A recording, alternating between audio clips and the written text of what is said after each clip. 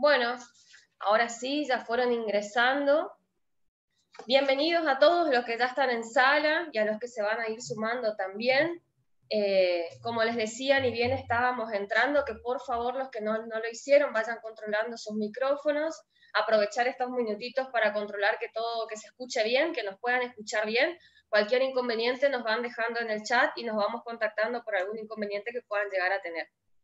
Pero sin más preámbulo, entonces, buenas tardes, bienvenidos. Yo me presento, mi nombre es Gabriela Gauna, yo soy de Corrientes Capital, soy de la coalición cívica ARI, en donde me toca presidir la mesa capital del partido. Y bueno, y tengo el honor de hoy poder estar moderando este espacio, que es el primero de 4 espacios que se organizaron desde la mesa de capacitación de nuestro partido, que si vieron el flyer habrán visto la temática que habla de una agenda sub-40 por construir. Qué gran desafío poder empezar a tener estos espacios de debate y de construcción, sobre todo donde podamos nosotros también llevarnos muchas herramientas. Así que yo en primer lugar agradecida a los que pensaron en un espacio como este para poder seguir informándonos y obviamente el honor que siento de poder moderar el espacio en esta primera charla. Pero sobre todo decirles que se vayan agendando porque tenemos 4 días más, 3 días más después de este, con diferentes temáticas y todas sumamente interesantes. Así que dicho eso, hoy nos toca hablar de el primer taller de capacitación nacional, Innovar en Política. Así que con nuestro compa, Hernán Reyes, vamos a tener el lujo de poder estar hablando de todo lo que es innovación en la gestión, en la política y en los diferentes aspectos donde nos toca toparnos con ella diariamente. Así que bueno, sin más, bienvenido compa, ¿cómo estás? Buenas tardes. Hola Gaby querida, un gusto estar acá con todos ustedes. Nada, agradecerles la invitación, Pame, por el esfuerzo ahí, a Romy también, que sé que están atrás de toda esta movida. Y la verdad que es un placer compartir con ustedes este encuentro y con este título, y con vos, Gaby, que más que moderadora, teniendo en cuenta que cuentes también tu rol en el gobierno de la ciudad de Corrientes, respecto de lo que es la modernización y la innovación también en la gestión, sería bueno que vos no solo moderes, sino que nos cuentes un poco y también desarrolles todo. Así que no sé cómo quieren llevar la dinámica. Me parece que el título es bastante amplio y da para innovar en política en términos de qué tenemos que hacer de la construcción política, pero también me parece que da para pensar un poco en la innovación, en el desarrollo como una de las salidas de la Argentina en términos de crecimiento económico y de generación de riqueza y de achicamiento de la brecha, de desigualdad y los niveles de pobreza que hay. Así que me parece que le da para varias cosas. No sé cómo es, acá hay una pregunta, no sé cómo es, Sí, Gaby, vos me dirás. así es. En la pantalla está apareciendo una votación que está en curso ahora, que está bueno si la quieren ir, como para tener en cuenta, porque es una pregunta básica, digamos. ¿Consideran que la política se preocupa por la innovación?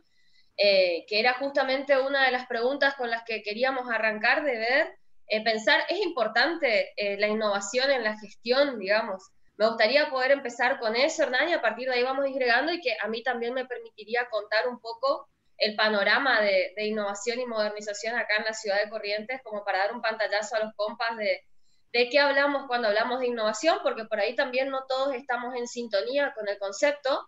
Entonces, por ahí me parece, Hernán, no sé qué considerás vos, empezar desde ahí, y bueno, y ahí contestamos la pregunta. Bien, sí, vamos por ahí. A ver, me parece que estamos mucho se habla de economía del conocimiento, mucho se habla de innovación, de investigación, de desarrollo, y a veces uno no puede dar cuenta de qué es lo que estamos hablando. La verdad que en la historia de la humanidad siempre existió la innovación y siempre existió el desarrollo montado sobre esa innovación que apareció a lo largo de los años. Lo novedoso de esta época, de la cual somos contemporáneos, es que la información, el proceso de la revolución tecnológica que ha dado la Internet y el acceso a la información y los procesos tecnológicos que vinieron después en términos de la computación y el proceso de datos nos permiten hoy a nosotros tener una mayor capacidad en términos de acceso a ese conocimiento, de aplicación de ese conocimiento y la posibilidad de innovar al respecto. Esa innovación necesariamente, no necesariamente no, pero esa innovación lo que nos pone sobre la mesa es un sinfín de oportunidades. ¿Y cuál es la ventaja comparativa de Argentina? La ventaja comparativa que nosotros tenemos, y por eso es muy importante que nosotros lo podamos montar sobre una agenda prioritaria en términos de la visión política de corto y mediano plazo, es que nosotros tenemos algunas variables que comparativamente con el resto del mundo nos ponen en ventaja. Y esto tiene que ver con nuestro nivel de formación, nuestras instituciones académicas, que tiene que ver con nuestra acumulación en desarrollo tecnológico, por ejemplo, en determinadas áreas, como puede ser en el agro, y tiene que ver también con, efectivamente, algunos casos de éxito que hemos tenido tanto en la biotecnología como en la fintech, o como, por ejemplo, tenemos concretamente en aplicaciones como ser Mercado Libre o Marketplace. ¿Qué es lo relevante para mí políticamente, y esto va más allá de estas explicaciones? Es que nosotros tenemos que pensarnos. Imagínense que en la Argentina, que en la cabeza de cada uno de los argentinos, o en la cabeza de todos los argentinos y argentinas, tenemos otra pampa húmeda. Tenemos la potencialidad como país de darnos otra oportunidad en términos de generación de riqueza, en términos de desarrollo económico, que nos permita, por un lado, atender una de nuestras grandes deficiencias de la macroeconomía, que tiene que ver con la imposibilidad de hacernos de divisas, de dólares, que hoy está muy anclado, o en el agro, en la exportación de energía, que tenemos los vaivenes de lo que es la exportación no convencional y cómo competimos con eso, y en el turismo o endeudamiento. Acá le sumamos otro valor que tiene que ver con el desarrollo de esta economía del conocimiento. Economía del conocimiento que no es más ni menos que la combinación entre el financiamiento, el capital y la cabeza que nosotros podamos aportar como país. ¿Qué tenemos que hacer como sociedad y qué tenemos que hacer como Estado? Tenemos que generar las condiciones para que esa hélice que se llama, que es el capital, el conocimiento y el Estado, pueda interactuar de modo tal que pueda generar condiciones para que haya más innovación y en ese caso mayor generación de riqueza. Por ejemplo, ¿cuáles son países que han transformado su matriz económica en base a estas decisiones estratégicas? Israel. Lo que ha hecho Israel a través de su combinación entre sus universidades, sus investigadores y el capital respecto a la innovación tecnológica es terrible. Muchas de las aplicaciones que vemos aquí, y tiene mucho que ver también, que hay que decirlo, con la investigación militar, muchas de las investigaciones que vemos hoy en nuestra vida cotidiana están amparadas en esa investigación que hicieron las universidades, que hizo el Estado israelí, que hizo el ejército del capital privado. Biotecnología, bioseguridad, geolocalización, en fin. Es un modelo que a mí me interesa y yo tuve la oportunidad de estar allí y lo que vi es que rompieron con un gran mito que nosotros tenemos también que romper, es cómo vinculamos la investigación científica, técnica y tecnológica con el sector privado. Muchas veces se piensa que vincular eso significaría orientar la investigación de una nación en un sentido mercantilista. Pero lo que nosotros no podemos, y eso no hay que soslayarlo, hay que ponerlo arriba de la mesa, decir, bueno, hay un riesgo, hay un lado B de todo esto. Lo que nosotros no podemos dejar de ver que en esa interacción, donde el Estado tiene un rol muy importante, pues tiene que construir los instrumentos jurídicos, económicos, y las vinculaciones, existe esta posibilidad enorme de que la Argentina empiece a generar riqueza. Uno de los grandes problemas de nuestro país es que nosotros no tenemos todavía bien definido a qué nos vamos a dedicar. Entonces, estamos batallando ¿no? en el debate histórico, si nos vamos a dedicar al agro o no, lo cual es una locura, ¿no? Porque ahí tenemos nuestro mercado más competitivo, con un avance tecnológico impresionante, y en vez de discutir cómo tramitamos ambientalmente el agro, cómo vemos a una explotación del agro más ecológica, más sustentable, las relaciones de trabajo, no, estamos atacando el agro como si fueran los padres del fracaso argentino. Por el contrario, en el agro hay una gran oportunidad de desarrollo, pero también hay una gran oportunidad de desarrollo acá. Es una economía absolutamente sustentable y es una economía totalmente exportable, limpia. Entonces, yo creo, Gaby, que como primera observación, diría que también tiene algo muy relevante en términos políticos. Hay mucho miedo respecto a la innovación porque lo que hay es una pérdida de control. Realmente no se conocen los límites y realmente es muy difícil controlar eso. Trae infinidad de contraindicaciones. O sea, no es que estamos sobre aguas tranquilas. Nosotros generamos innovación, esto genera riqueza, entonces generamos igualdad y desarrollo económico. No, de ningún modo. Por supuesto que nosotros, en el caso que optemos la Argentina por encarar esto con decisión, vamos a tener un montón de contraindicaciones como ser cómo esa renta va aplicada en términos de políticas de mayor desarrollo en términos regionales, de mayor igualdad, de cómo el Estado puede promover el emprendedurismo no concentrado, cómo se favorece la competencia. Muchas veces estas innovaciones traen posiciones dominantes porque es lógico, a uno se le ocurrió Google, a uno se le ocurrió Mercado Libre, después tener que generar las condiciones para que haya competencia sobre esas innovaciones tecnológicas. Tenés el problema también necesariamente ético respecto de cuál es el alcance que pueden tener los privados o los consorcios mixtos, públicos y estatales respecto del manejo de esos datos. Hay una discusión muy grande sobre la inteligencia artificial, sobre los algoritmos, quién va a ser el responsable si te pisa un auto que está autocomandado, si el dueño del auto, el que hizo el algoritmo, el dueño de la empresa. Hay un debate ético atrás de la inteligencia artificial muy, muy, muy interesante por resolver. Pero para concluir, yo lo que digo es, la Argentina tiene una enorme oportunidad, esa oportunidad no está explotada para nada, es una oportunidad que nosotros tenemos que asumirla como tal, porque la verdad que nuestro capital acumulado, nuestro capital de conocimiento de nuestras universidades públicas y privadas, son una ventaja en el mundo, tenemos casos de éxito muy marcados, nos puede traer, yo creo que rápidamente nos puede posicionar y resolver muchas de las cuestiones macroeconómicas y que es fundamental empezar a ponerlas en práctica.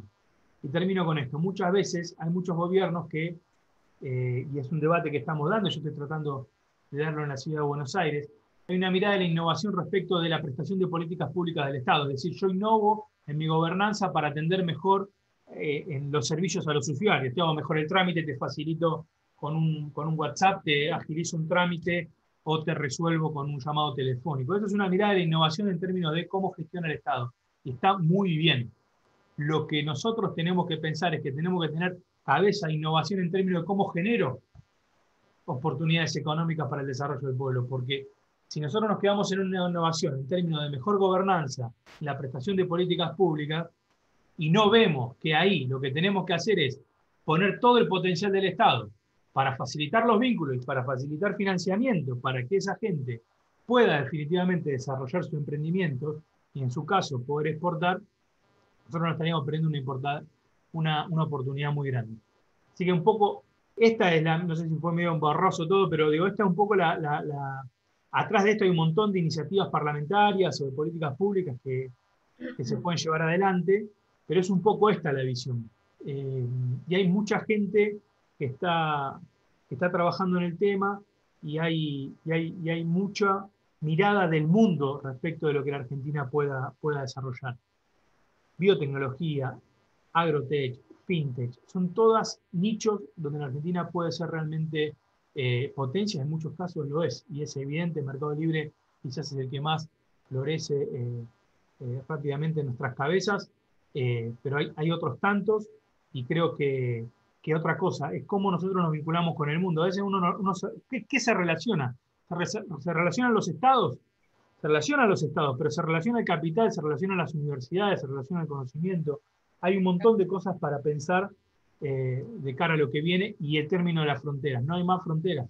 Definitivamente no hay más fronteras para la creación de conocimiento, para la creación de cultura, no hay más fronteras. Entonces, también ahí hay mucho para pensarse en esta agenda de 40 años.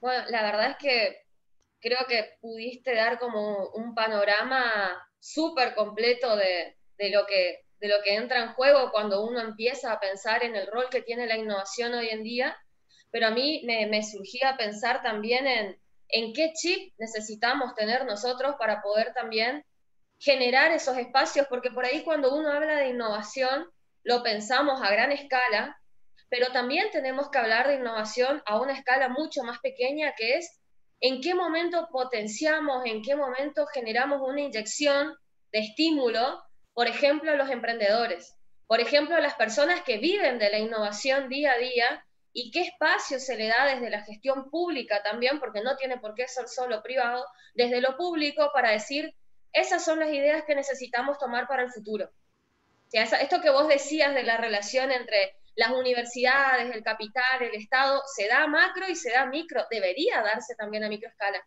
Porque por ahí yo creo que lo que lamentablemente, hablando de prioridades, no se dimensiona, es, como ponían en el chat, ¿no? La reforma de la ley de conocimiento, que tuvo un retroceso y demás. Bueno, ¿qué lugar le estamos dando nosotros a los contenidos que van a necesitar tener los jóvenes, que hoy en día son niños, pero el día de mañana van a ser, gobernantes de una ciudad y van a tener a cargo sus comercios, sus familias, etcétera?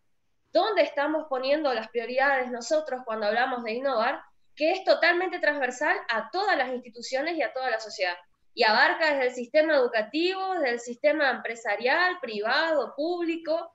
Yo lo veo como algo tan esencial y como una columna vertebral, que es empezar, y lo digo también porque me toca de cerca, digamos, en verlo, trabajarlo en un gobierno local de manera constante, cuando uno empieza a trabajar con herramientas que están basadas en la innovación, y no hablo de adquirir un galpón de computadoras, no estoy hablando de infraestructura en innovación, hablo de hacer las cosas que uno hace cotidianamente de una manera distinta, y que esa manera distinta genera un beneficio a una comunidad en este caso. Entonces, empezar a trabajar en pequeñas cosas que van generando, ¿qué necesitamos hoy en día? Generar oportunidades. Básicamente, oportunidades. Bueno, ¿cómo ayuda la innovación a un gobierno local a generar oportunidades para emprendedores? Bueno, vemos qué necesidades tienen nuestros jóvenes, sondeamos, en qué nivel de conocimiento de herramientas tecnológicas estamos. Por dar un ejemplo, nosotros tenemos un punto digital y detectamos que en el barrio donde está el punto digital, que tiene muchos jóvenes, y más o menos el 40% casi no tiene conocimiento básico de PC, y estamos hablando de chicos de un promedio de 13 a 17 años. Entonces, ¿de qué modernización le vamos a ir a hablar nosotros a esos chicos, por ejemplo? ¿Qué herramientas, qué nexos le podemos generar si todavía no tenemos la brecha digital nos lleva a eso? Podemos innovar muchísimo en la forma de acercarnos y de generar oportunidades, pero no todos están en las mismas condiciones. Entonces, a lo que voy con esto es, para mí cuando hablamos de innovación, y sostengo que, como dice Hernán, es elemental poder tomar todos los actores que pueden intervenir, y que para mí es una columna vertebral, también es importante pensar que desde las bases se pueden generar los espacios para innovar, desde lo básico. Ahora, no todos los gobiernos tienen puesto el chip de que el futuro ya está acá, digamos, de que no tenemos que hablar de mucha tecnología ni de acá 50 años. Hoy en día hay muchas personas que trabajan con la tecnología, que viven de la tecnología, y no estamos preparando a nuestros jóvenes para el mundo del futuro.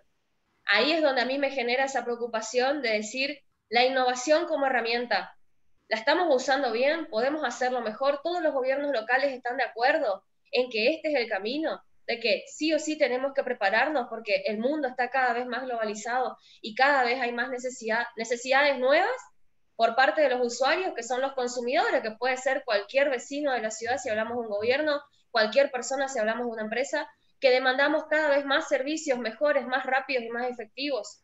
¿Y estamos preparados nosotros para eso también?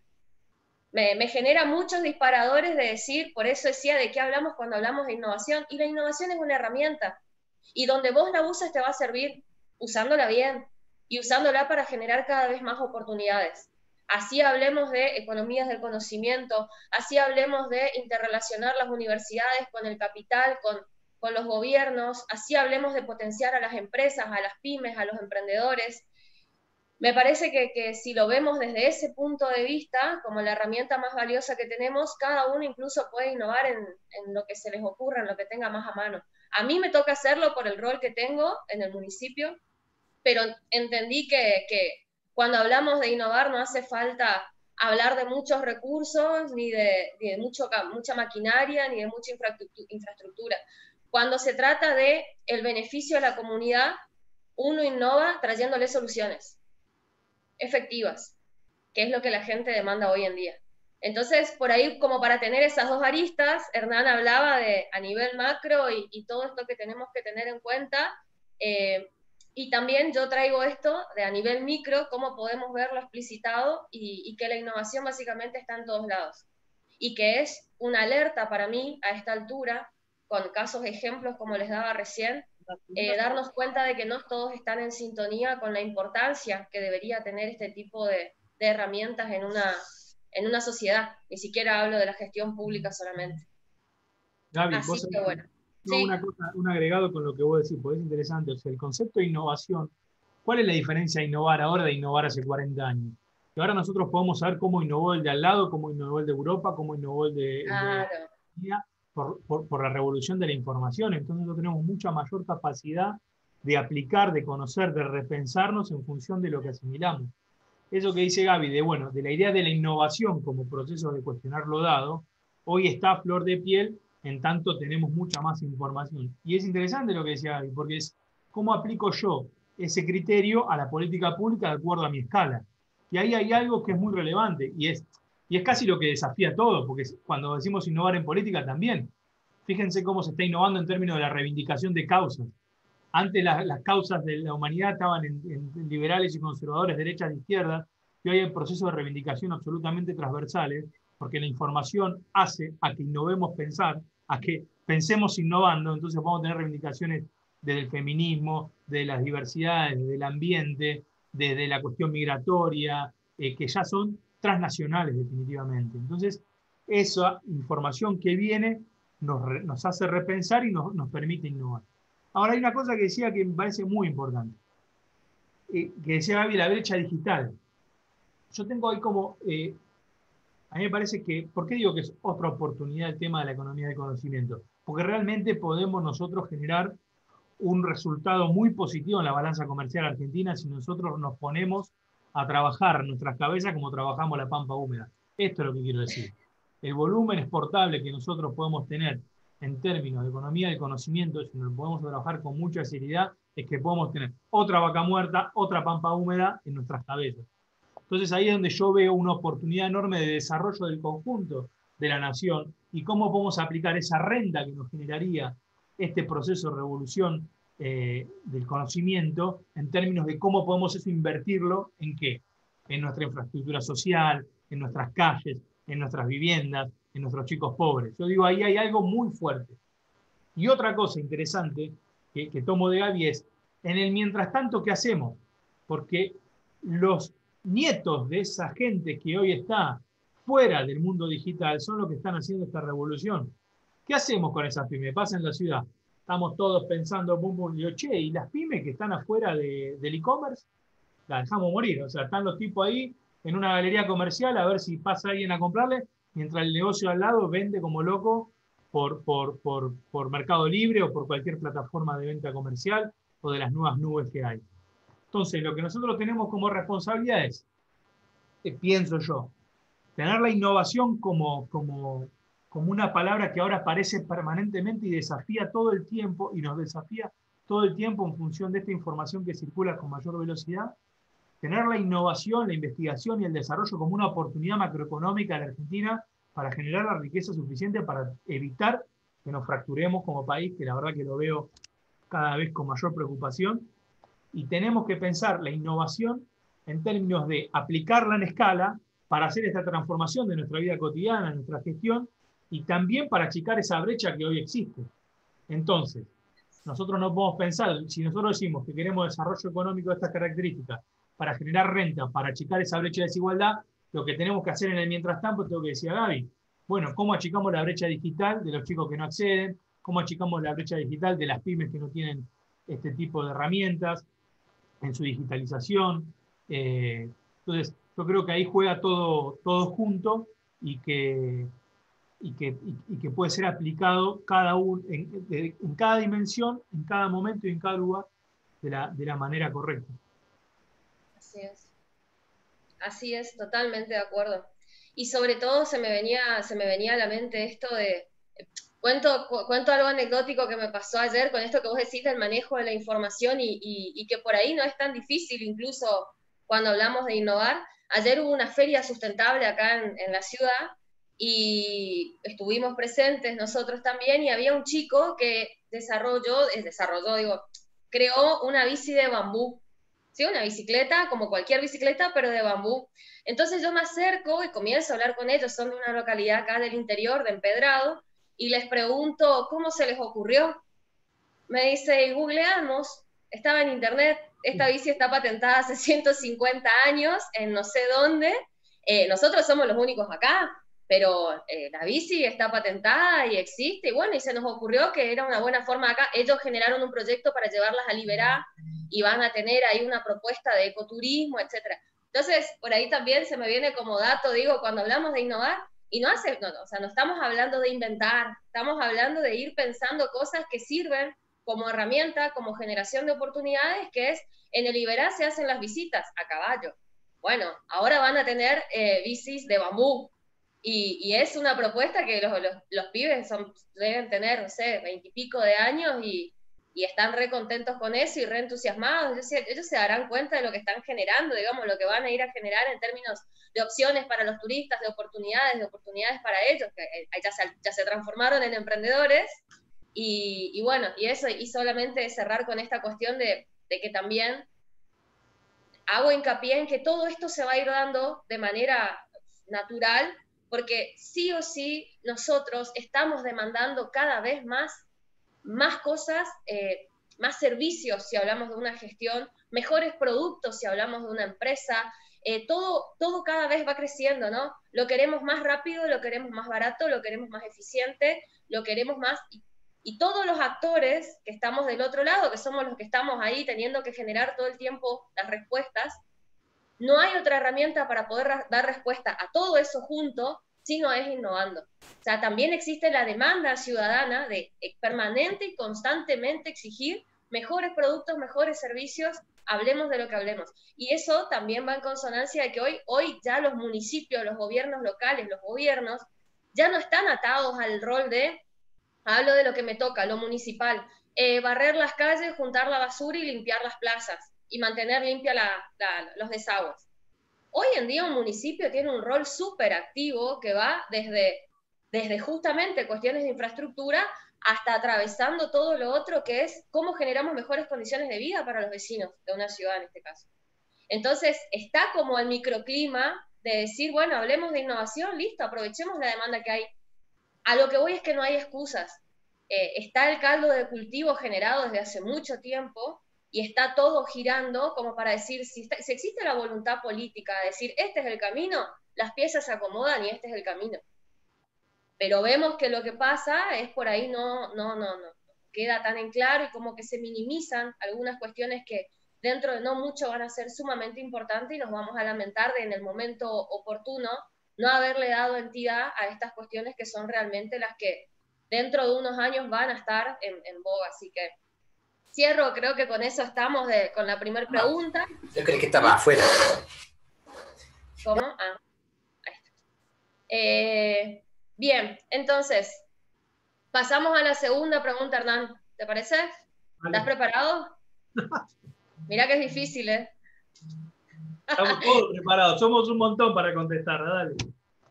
Bueno, la segunda pregunta dice, hablando de la nueva normalidad, ¿no? Esto no diría ni post pandemia, la seguimos atravesando todavía, pero ¿cómo considerás que cambió el pensar de la política pública y partidaria en relación con la sociedad?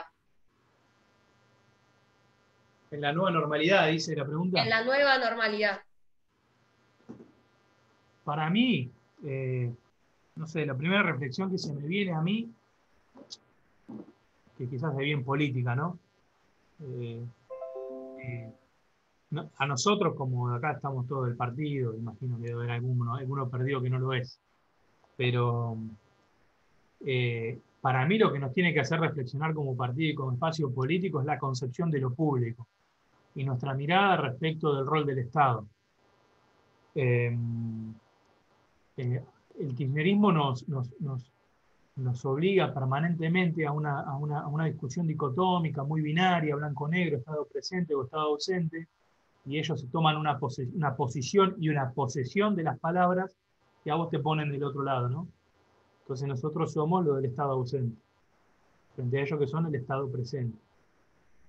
Y ahí hay una concepción totalitaria de lo público, hay una mirada del kirchnerismo que a mí me preocupa muchísimo, muchísimo, que ellos siempre tuvieron una confusión, que todos los populismos la tienen, y que populismo de derecha e izquierda, pero que realmente todos los populismos la tienen, que es la confusión entre partido y gobierno, la confusión entre gobierno y Estado.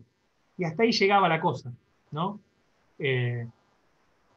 Gana el partido peronista, entonces el gobierno es el partido peronista, entonces el Estado es el partido peronista, y ahí ya generaba un montón de dificultades que padecimos durante años.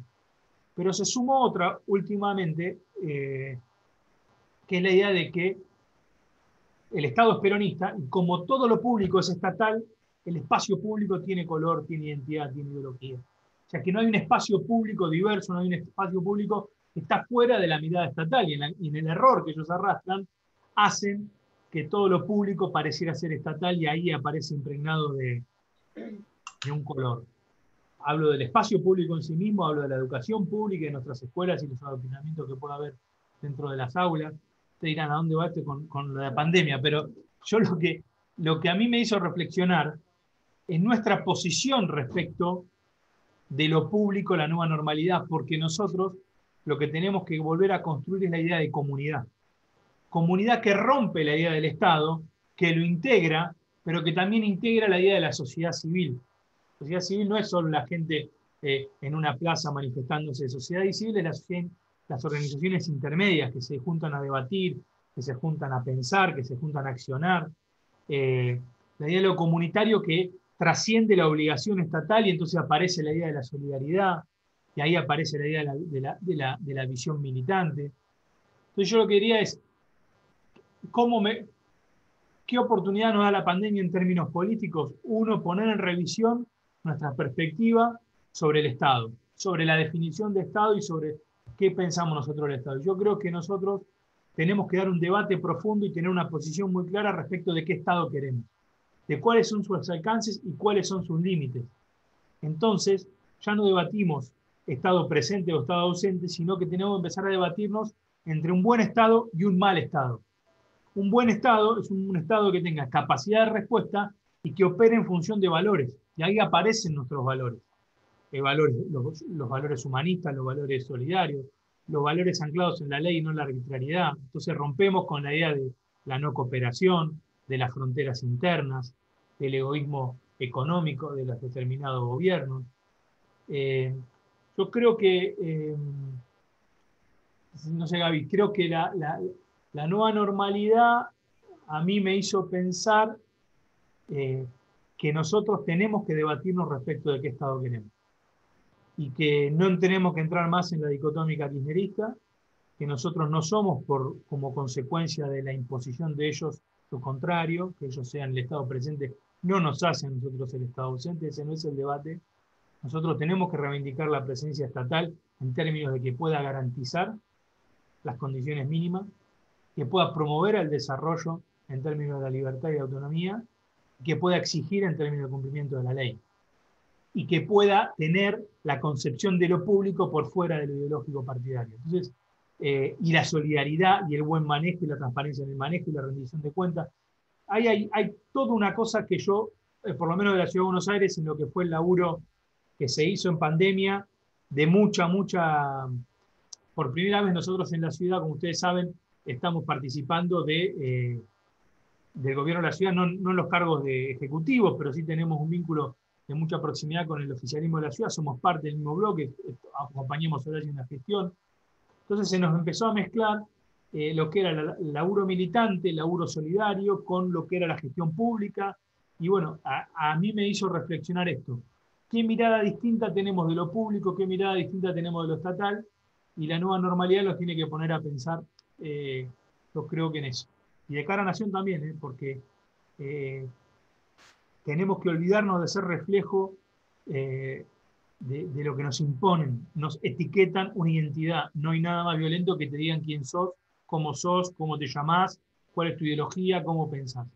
Y muchas veces nosotros como espacio político, nosotros tenemos la suerte de tener a Lilita, entonces eso nos genera ya como una barrera muy fuerte, pero no todos se sienten identificados tan fuertemente con Lilita como nosotros dentro de Vamos Juntos. Pero el espacio más grande, este no peronismo, que hay que cambiar el nombre, tiene que tener esa identificación muy, muy fuerte para evitar esa imposición de la identidad. Porque terminamos nosotros creyendo que somos lo que ellos dicen que somos. Entonces, ahí hay un problema. Pero en conclusión, yo diría, la nueva normalidad nos tiene que hacer pensar en una dinámica estatal y de lo público diferente a la que nos propone el kirchnerismo, por supuesto, pero diferente a la que nosotros de algún modo todavía no dibujamos, no fileteamos en un papel y que creo que hay que hacerlo rápido. Sí, adhiero y también pasa, creo que en términos más partidarios, o al menos nos pasó a nosotros acá en Corrientes, la nueva normalidad también nos fue obligando, en buena hora, digo yo, nosotros siempre mantuvimos la cuestión de la formación como pilar, ¿no? Como siempre nos dijo Lilita, o sea, nosotros tenemos que ser militantes formados, con herramientas, no el que se pone la remera y se va y está y hace presencia y hace número, o sea, siempre contenido, siempre con argumentos, bueno. Para nosotros el tema de la formación es sumamente importante, no solamente para los militantes, sino también que siempre generamos espacios de formación hacia la comunidad. Y lo que nos pasó, nos tocó darnos cuenta, es que obviamente empezaron, con pleno contexto de pandemia, empezaron a surgir necesidades de formación, de capacitación en herramientas, en habilidades blandas y demás. Entonces, potenciamos de alguna manera nuestros cursos y capacitaciones y empezamos a generar cursos de diseño gráfico, cursos de oratoria, cursos de lo que se les ocurra que pudiera servir como un certificado más que a esa persona le pueda servir para su currículum y nosotros siempre en la presentación diciendo, somos un partido político, somos la coalición cívica ARI, pero entendemos que como espacio político también es nuestra responsabilidad generar estos espacios de formación de cara a la comunidad. Más en un contexto como este, en donde, bueno, la pandemia obviamente te corta las piernas, sí, pero también genera oportunidades. O sea, el hecho de que estemos acá y de que podamos tener este Zoom, capaz que en otras circunstancias hubiera sido complicado, no lo teníamos incorporado. Ahora, esto para nosotros se generó, se transformó en una oportunidad. Nosotros lo vimos así y dijimos, bueno, como partido, también podemos salir a dar respuesta a demandas que tiene la comunidad. Y empezar a virar en ese sentido en otras facetas que quizás antes las teníamos, pero no tan potenciadas. Y ahora estamos con cursos de diseño gráfico de 200 chicos, todo por Zoom. Y todos chochos, y ya tuvimos la tercera y piden la cuarta y no paran más. O sea, vamos a tener 18 talleres de diseño gráfico, pero a lo que voy es también cómo va virando la cuestión política según la mirada que uno tenga de dónde nos posicionamos como partido. Porque tenemos el rol político, tenemos el rol militante, y pero también tenemos otras demandas y podemos cumplirlas. Y sí, claramente sí. Y eso también es cercanía con la comunidad y esas son personas que te conocen y que saben, mira, ¿qué partido político te capacita? Bueno, la coalición cívica lo hace. ¿Y qué partido político se pone a disposición si querés promover o proponer para dar cursos, etcétera? Tenés un espacio en la coalición. Y son cosas que surgieron a raíz de la pandemia. Entonces, para mí también ver eso como esa oportunidad de decir, bueno, nosotros como partido nos fortalecemos también quizás en este transcurso, en esta transición, porque la verdad que la pandemia es algo que aparentemente tenemos para un tiempo todavía. Sigamos buscando nuestras fortalezas, sigamos buscando, sigamos generando y potenciando estos espacios, porque todo eso que vos decís, Hernán, o sea, la capacidad de preguntarnos qué Estado queremos, y la verdad que si lo preguntamos ahora es una torre de Babel, pero como partido podemos generar un qué Estado queremos, generar los consensos, y todos nosotros ser agentes multiplicadores y replicadores y todo lo que sabemos que tenemos que hacer como militantes del espacio. Y eso nos permite este contexto tan particular, así que yo agrego eso, creo que no todo está tan negativo, ¿no? Sino tratar de poder ver lo positivo dentro de lo macro y decir, bueno, qué cosas nos fortalecen como espacio político qué cosas nos enriquecen como militantes y seguir generando las herramientas, porque por ahí uno escucha en los Zoom, ¿no? Y no, ¿y por qué no dijeron tal cosa? ¿Y por qué no hablaron de tal? Y todo tiene un porqué, todo tiene un trasfondo. Nuestro espacio político no es un espacio improvisado y tenemos los liderazgos marcados. Entonces, generemos los espacios de última para los por qué, aprovechemos estos momentos. Para mí que existan este tipo de talleres es genial. Es genial y acá deberían haber, no sé, 300 personas. Es genial porque son los espacios donde tenemos que aprovechar y es nuestra responsabilidad, como siempre dijo Lilita, para formarnos.